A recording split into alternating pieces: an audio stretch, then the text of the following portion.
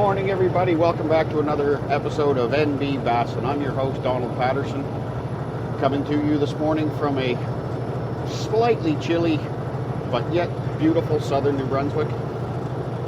Once again, before I get started for the day, I want to thank a few companies that have helped me accomplish what I've accomplished and get to where I am at this point. Fish Bum Outfitters, Southern Yankee Baits, War Dog Lures, and Northern Michigan Outfitters. I want to thank all of those companies for their support that they've put behind me over the last little while. And of course, I'd be selling myself short if I didn't thank, or actually not selling myself short, selling someone else very special short if I didn't thank my family. Without their support, I couldn't do the things that I love to do. So, I guess there's a pretty big elephant in the room, I guess, in my opinion anyways, in the bass fishing community this week. Something that really needs to be addressed, especially here. You know, some places obviously you already have open water and you're fishing, but here in New Brunswick where I'm at, we're getting closer. The weather's getting warmer, but we're a little ways off from getting the boats wet, but it is coming. And what we really need to talk about is safety. Unfortunately, the angling community lost a family member this week, and I apologize, I don't remember the gentleman's name right off, but down on Lake Conroe in Texas, there was a collision between two bass boats, and one gentleman lost his life. We all love getting out on the water. You know, we all love going fast. You know, that's just part of what we do. I mean, everybody's always striving for that. Well, if I do this, I can get a couple miles an hour more out of it. Doesn't matter if you're running a 50 or a 250. You're always trying to think of ways to tweak. Do I change props? Do I put a jack plate on? How do I set my jack plate? What can I do? Well, if I lighten up a little bit, if I leave this at home, and I'm as guilty as the next guy or gal. It's something that is just part of our sport, is fast boats. And I'm not saying in any way, shape, or form that that's a bad thing. But with fast boats comes a lot of responsibility. Awareness, your own awareness, has to be high. You have to know what's going on around you at all times. Skill level. Unfortunately, boat licensing is essentially just an online course, general knowledge type course. There's no actual proficiency testing. So there's not really any way to control who can or cannot get a boat license.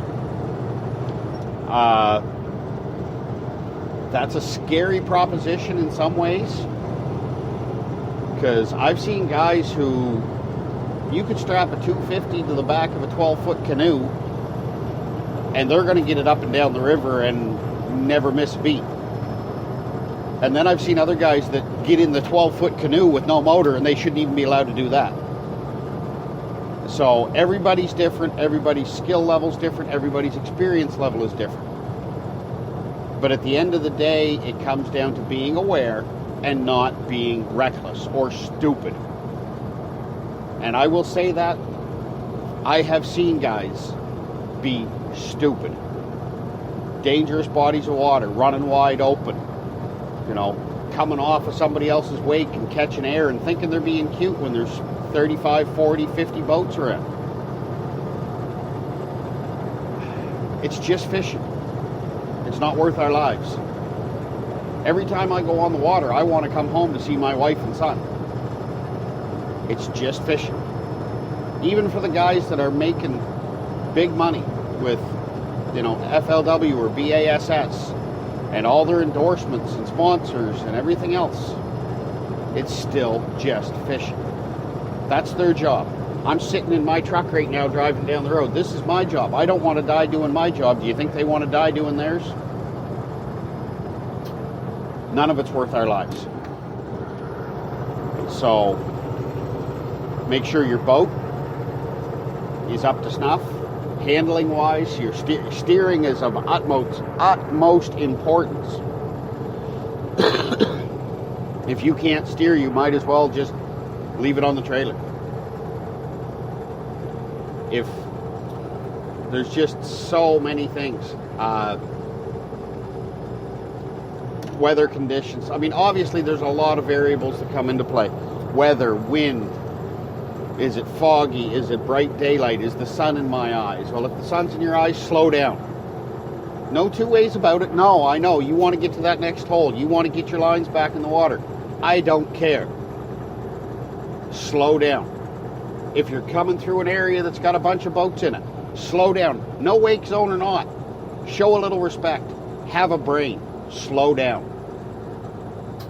If you can keep big distances, large gaps between you and other boats, well, that's great. You know, that's great. Keep on going. If your visibility's good, put that hot foot down or shove that throttle ahead and just go. I'm never going to criticize somebody for opening their boat up, as long as it's safe. But I can tell you right now, if you're on the water with myself and my partner, or when I'm out with my family, if you burn me on the water, I am going to have words with you afterwards, because you just put my safety at risk. I don't care if you don't care about your own safety. I think you're being foolish, but that's your problem. But don't jeopardize mine. Don't jeopardize my friends. Don't jeopardize my family. So, I guess that's been about a 6-minute ramble on safety. And I mean, I could go on about that all day. I could fill this half-hour episode, or roughly, with me just spouting off about safety on the water. At the end of the day, folks, use your head. Make sure you've got your PFDs, all the necessary safety equipment, and use them. Make sure your kill switch is on. If you all of a sudden start feeling sick, slow down. Maybe there is something wrong with you. Yeah, you're going to want to head back to your truck. Or whoever's in the jump seat with you, let them drive.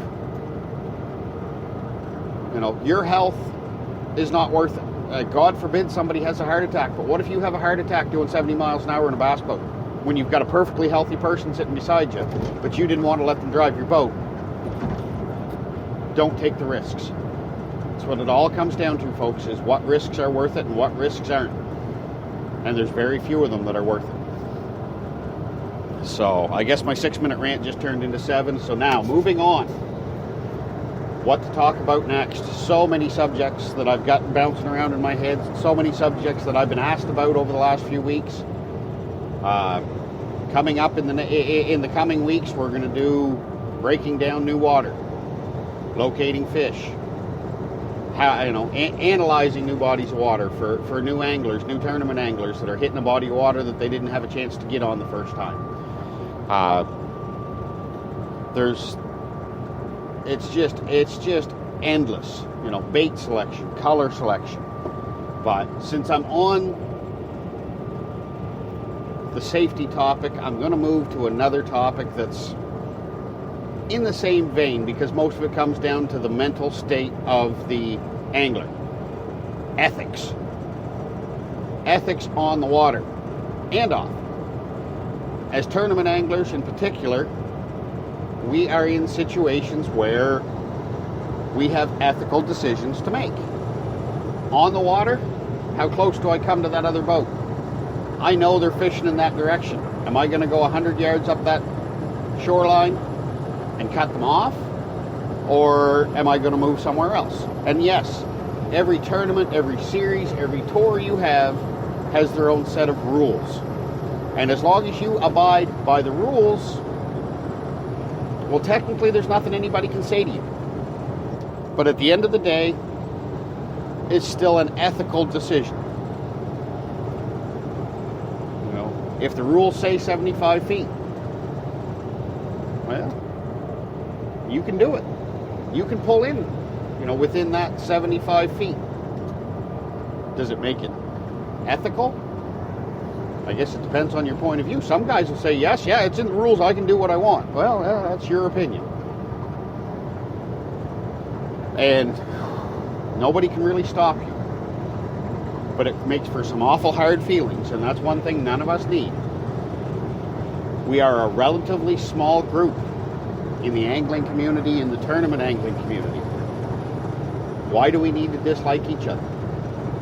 I don't care who you are, where you're from. You know, sometimes you'll hear guys will have a gripe, they'll have a little rivalry and say, well, the anglers from this city are better than the anglers from that city. And I'm not going to name any names or point any fingers, because this happens everywhere. You know, it's competitiveness. Yes, folks, I understand that. But there also comes a point where it gets petty. So, when you're on the water, ask yourself, first question, main question, would I want a boat cutting in that close to me? And I don't care if it's at a slow speed on the trolling motor, or if you're dropping down off a plane at high speed looking to settle in on a spot. Would you want a boat cutting in as close to you as you are about to cut into that other boat? And if the answer is no, then why would you do it to them? If I'm fishing a long stretch of shoreline that everybody knows I always fish, whether you know it or not, you see me moving in a certain direction with my trolling motor,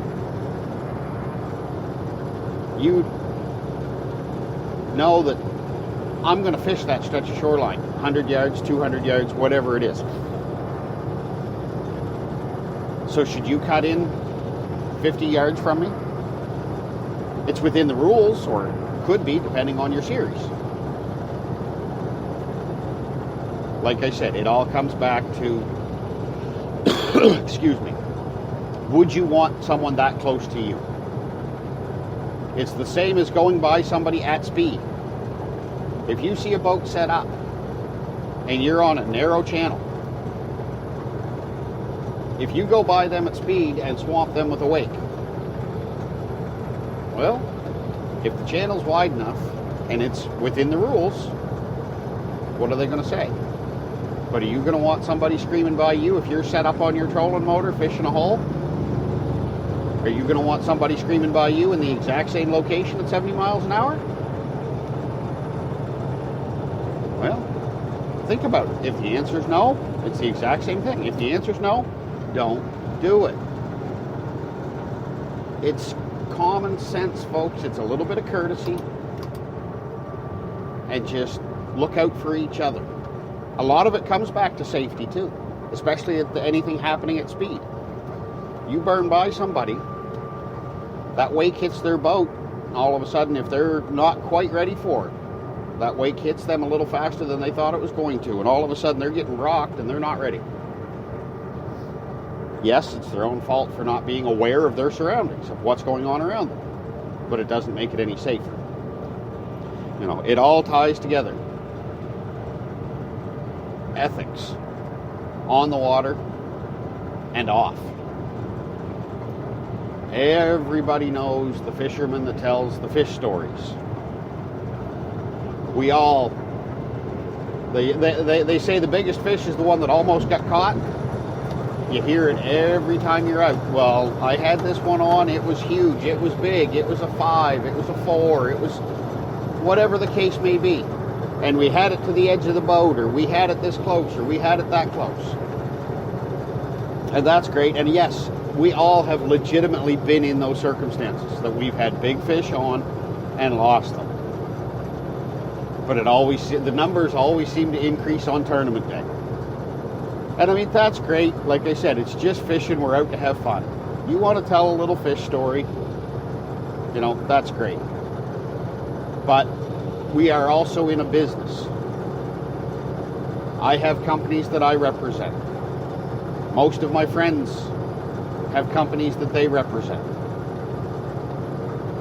If we can't be honest with those companies and honest with each other, then we're going to leave a black mark on the business, on the industry in our local area. I have, and I will tell you folks right straight up, I have one bass fishing tournament victory under my belt.